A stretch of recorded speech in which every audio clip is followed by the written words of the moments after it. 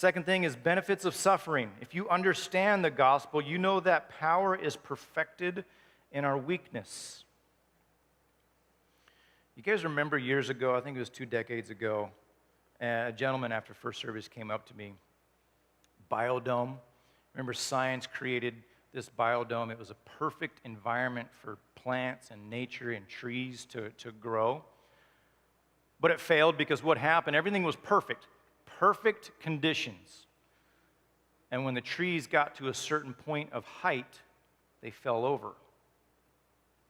The reason they fell over is because in those perfect conditions, their roots weren't growing deep because there was no wind.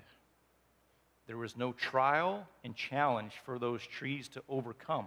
So they continued to grow and they looked great, but because there was no wind trying to blow them over and they had a necessity to grow their roots deeper, they just fell right over based on the height, and that was it. Isn't that interesting?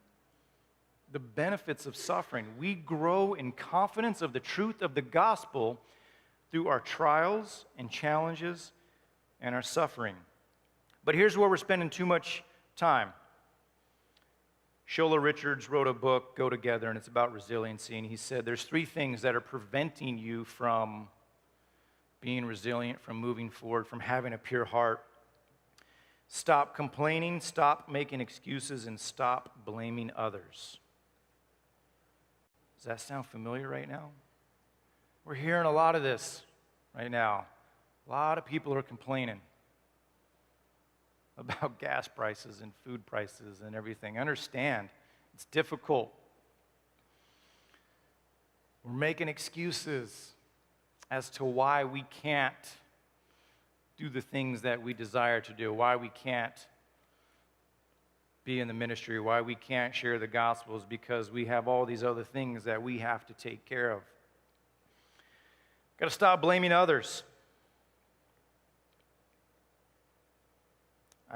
As I looked through Corinthians and these letters, Paul never blamed others. My goodness, he could have. Paul's the number one person in line that could complain, make excuses, and blame others. You never see him do that.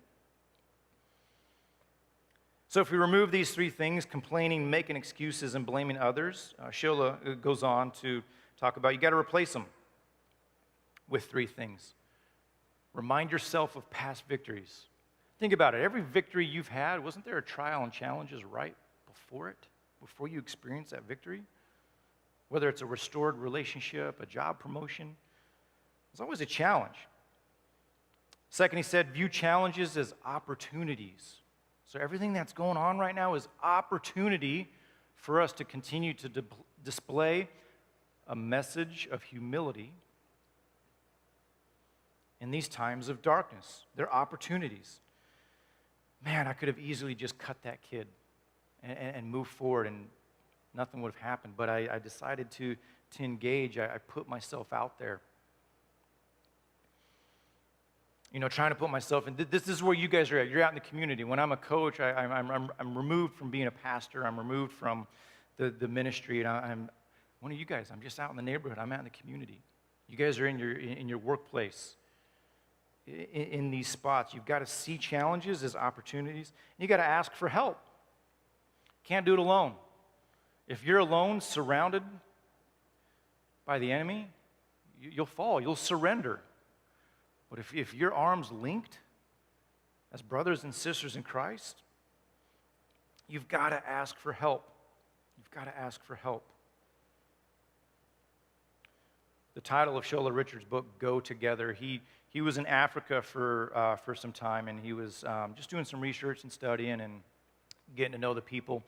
And they approached, he went to a birthday party for a 10-year-old, and he saw a piñata. He's like, oh, I recognize this. They do piñatas at birthday parties back in America, and you guys know how those go here in America.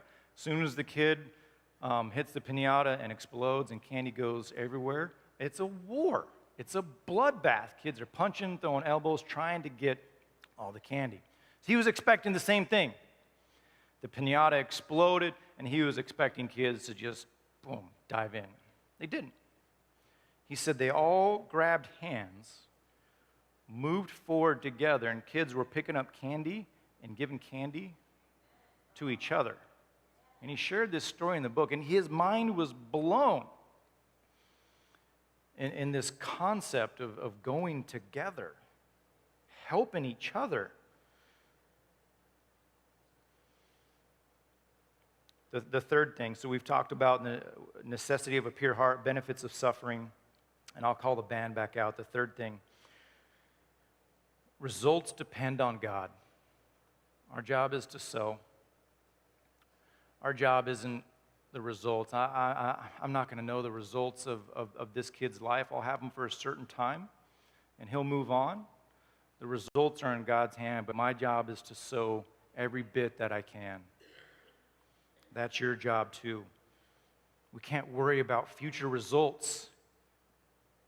If this, if that. When will the war be over? When will hunger end? When will inflation be over? When will Christianity be respected again? We're not in control of the results.